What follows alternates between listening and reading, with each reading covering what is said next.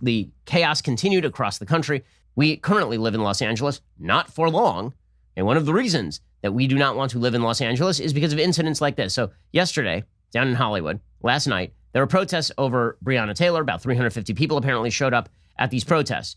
And cars were attempting to get through because these are public streets. There are no permits taken out for these protests.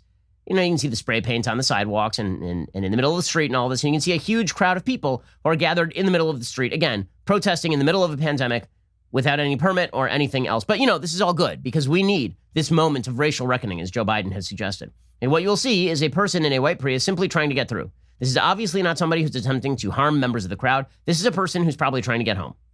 Okay, this is not somebody who's ramming their car deliberately into protesters or anything like this. You can see they're driving very, very slowly, just trying to get through. They're driving maybe 5 miles an hour, really, really slowly. And then once they get through, then they take off in the car, right? Then they start hitting the gas. They haven't hit anybody. The crowd starts chasing them.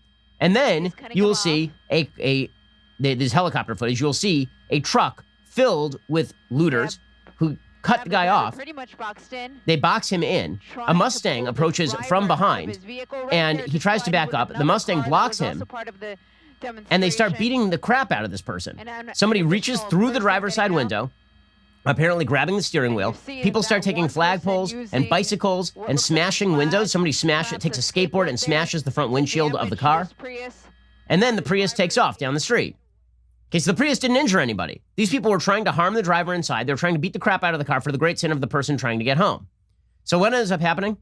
The police pull the driver over and force the driver to get out of his car with his hands raised. Like, this is why people are going to leave cities. Because it turns out that when you refuse to allow the police to enforce the law, you know how you could have enforced the law here? Large gatherings in the middle of a pandemic without a public permit should not be allowed. How is it that you can lock, I'm not kidding you, tens of millions of people across the country in their homes during a lockdown? But the minute there's a protest in the street of 350 people in LA, you're not allowed to break up the protest, even as they take over public property and threaten people's lives and property. How? How? And the answer is because you back the movement, because you're kind of okay with what's going on. That is the only reason. Because if you weren't okay with what was going on, you would stop it.